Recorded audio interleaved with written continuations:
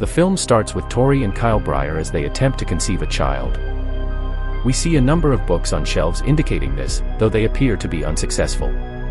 In the middle of their latest attempt, Tori feels vibrations from something crashing outside. At first, she brushes it off, but then a louder shake turns the lights off. They look out the window and see something has crashed outside. We then flash forward to a video of a child, Brandon, as he grows up. After seeing some of these clips, Tori is playing hide and seek with a slightly grown-up version of Brandon. Brandon is then at school, answering a question by a teacher. This gets the attention of a young classmate named Caitlin. Back at the farm that night, as Tori paints, Brandon sleepwalks to the basement and finds a meteor, the one he presumably arrived on Earth in. He chants angrily as he attempts to get close to it. Tori calms him down. The next morning, Brandon sets out to mow the lawn. Frustrated with starting the mower, he flings it a few hundred feet. He goes over to see the blade spinning on it. Curious, he jams his hand into it, stopping it cold without taking a scratch. The family stops at a diner later on with Tori, Kyle, his Aunt Marilee and his Uncle Noah. When Noah attempts to give him a toy gun, Kyle chastises him. However, Brandon demands the gun. With that, the family leaves in the midst of their celebration, with a waitress looking on as they depart. The next morning, Brandon isn't even listening to Kyle. He notices that Brandon is chewing on a fork without taking any damage to his teeth. Kyle takes Brandon hunting, showing him his rifle, and explaining how his body's changing after Tori found some lingerie ads underneath his bed. Later that night, Brandon is stalking Caitlin while listening to a slow rock tune. She notices the music is coming from her laptop, and she shuts it. However, she's nervous that he's watching her from a nearby window. Suddenly, her mother, the waitress from earlier, bursts in, asking what's wrong. She begins breathing nervously. Back at the farm, Noah and Tori are looking for Brandon. They find him. The next day, at school, Tori talks with Brandon's teacher as he does some mysterious drawings in his notebook. Tori asks about them, and he closes it and walks away. Back at the farm, Kyle notices Brandon startling some chickens. He asks if he's all right, to which he acknowledges he is. The two go inside. Later on, Tori and Kyle go outside to see all the chickens have been murdered. Tori thinks a wolf did it, but Kyle thinks it's Brandon, noting he was out there earlier. At school the next day, Brandon and his classmates take part in a trust fall exercise. Caitlin is nervous about what took place the other night but doesn't say anything. However, he falls to the ground after one classmate fails to catch him. He's okay, but Caitlin notes that she won't help him because he is a pervert. Brandon says it's a lie. The coach forces her to help him up, but he takes her hand and suddenly breaks it, sending her screaming. He's then in the office, with Tori explaining to Caitlin's mother that he's sorry and accidents happen. The mother, however, isn't so sure. She demands the sheriff arrest him, but he refuses. He'll be in special sessions in school instead. Meanwhile, Brandon just sits here, looking sad as they continue to argue. The mother insists that a psycho gave birth to him, but Tori defends him. The family leaves, but not before Brandon gives her a menacing stare. Later that night, he hears Kyle and Tori talking about him. Tori then reads up on meteors, but then notices something happening in the barn. Brandon experiencing something glowing, possibly from the meteor. She rushes out to check on him, only to find him levitating in the barn. He continues to chant, "Take the world," as she approaches. He falls and cuts his hand on part of the meteor. She goes down to recover and talk him back down. He freaks out and explains that he came from the sky, and he yells that she lied to him and runs off. She goes and tells Kyle what he discovered with the meteor. Angry as he walks along, Brandon screams and fires lasers from his eyes. Later, he visits Caitlin in her bedroom as she types with her one hand on her laptop. He tells her not to be scared, and that she knows just how special he is. She says her mother said not to talk to him, but he says he's gonna take care of that. She cries as he suddenly departs, leaving a flower behind for her. Meanwhile, at the diner, her mother is just closing up shop, but she notices something is off. She walks out and suddenly sees diagrams on the windows, similar to that of what Brandon drew in his book. The lights begin flickering. Suddenly, the windows shatter, and the mother removes a piece of glass from her eye. She looks around and doesn't see anything, but knows someone is there. She grabs a baseball bat, only to see a shadow figure fly by at rapid speed. She takes a swing but doesn't hit anything, then retreats to the cooler in the back, locking the door. She scrambles for safety, only for Brandon to burn through the door with his laser vision. He tears the door off and looks menacingly at her before he charges and presumably kills her.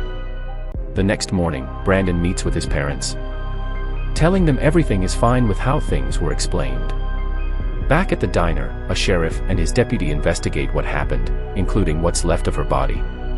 The sheriff locates one of the diagrams on the window that Brandon drew. Marilee, who's also a counselor, tries to talk to Brandon, but he's despondent in terms of explaining what's going on. The session pretty much goes nowhere, and Marilee considers talking to the police about his behavior. Later, at a bar, Kyle talks with his friends about what went down with Caitlin's hand, and he starts to think his son is a monster. Marilee, back at home, is doing things in the bathroom as the lights flicker on and off quickly. Brandon shows up at Marilee's house later on and says he needs to talk to her. He says not to talk to the police, as it's not good for anyone. She tells him to go home, and he leaves supposedly. But he later stands outside her window and watches her text Noah. He comes back in the house in his costume, but Noah returns and finds him in the closet. He escorts him out and threatens to tell his parents. They start to load up on Noah's truck, and when he tries to force Brandon into it, he's thrown up against the garage door. He gets up and drives away in his truck, fearful, but he is convinced Brandon is following him. Suddenly, the truck starts swerving out of control and loses power. He attempts to restart it, but Brandon appears in front of him as he screams. He lifts the truck off the ground, levitating it in the air and then suddenly sending it crashing down. Noah viscerally breaks his jaw in the process as Brandon goes over to him. As he lays there dying, Brandon draws out another one of his symbols in the ground in his blood. Brandon returns home, saying he was playing soccer the whole time. He explains how he was bullied, and that's how he lost his shirt. That night, Kyle has a nightmare that shows him how Tori first found the baby in the meteor and chooses to adopt him. However, it startles him when his eyes suddenly light up with lasers. The phone awakens him, and Kyle and Tori are called to the hospital, where Marilee is. She explains Noah was killed, and they comfort her. She explains that Brandon came to visit beforehand, which concerns Kyle. The next morning, they give Brandon the news about Noah, but all he says is, "Okay." Kyle now wonders what's up with that and accuses Brandon of being there. Tori tries to calm him down, but he just gets angrier. Suddenly, Brandon shoves him into the pantry, breaking the doors in the process. Tori sends him away. Later, Kyle finds Brandon's shirt and notices a little blood on it, but manages to take it away without him noticing. He apologizes for earlier, but Brandon just says, "Okay," again. Later, Kyle explains to Tori what he found, but she refuses to accept what he's saying. Meanwhile, the sheriff takes a close look at the accident and notices similarities with the diagram from the window and what was drawn on the ground. Kyle looks through old birthday cards of Brandon's and tries to comfort Tori that night. The next day, he opts to take Brandon on a hunting trip. As they go, the sheriff visits Tori to explain what he's found with the photos. She doesn't acknowledge them, but he says he'll be back. In the woods, Brandon and Kyle follow some deer tracks, and Kyle lets him walk ahead. Back at the house, Tori finds Brandon's notebook and notices the same diagram from the window and the road, along with other drawings like his outfit and glass in the waitress's eye, and several dead people along with the words, "Take the world." She panics. Back in the woods, Brandon investigates the tracks as Kyle attempts to shoot him. The bullet fires, but just bounces off of Brandon's head. He shows a startled look as Kyle attempts to reload. Once he does, however, Brandon vanishes. Kyle runs in a panic, but Brandon, now hooded again, flies around and appears around him. He finally tackles him and forces him to sit up. Kyle tries to apologize, but Brandon suddenly fires his laser eyes that shoot through his skull, killing him. At the house, Tori frantically tries to call Kyle but to no avail. Brandon finally answers, and Tori asks where Kyle is. Brandon explains he's gone, and that he's coming home. He hangs up and begins flying through the house at a rapid pace, destroying it in the process. She calls 911 as he continues to fly around her. The sheriff and his deputy are called in after the 911 call is cut short. They show up to see the house is devastated from Brandon's destruction. Tori starts to come out of the house as the sheriff calls out to her. Before she can talk with him, Brandon rushes him and rips him to shreds. Panicking, Tori and the deputy make their way inside the house. Tori goes upstairs to hide as the deputy cocks her gun, looking for Brandon. She calls for backup. She walks around the house and sees Brandon appear in front of her and then suddenly behind her.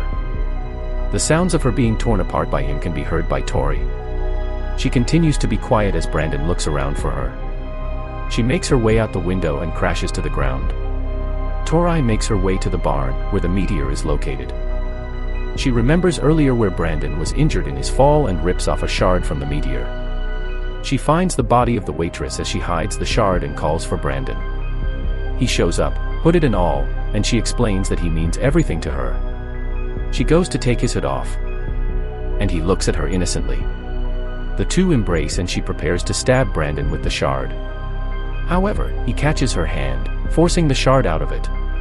Angry, he flies her into the air, several hundred feet into the air. He gives her one last look, holds her out, and drops her to her death. As he levitates in air, an oncoming plane comes towards him.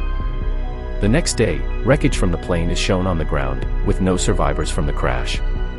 It's reported that the plane crashed into the farmhouse, with Kyle and Tori inside. Brandon sits there, eating a cookie with an innocent look on his face.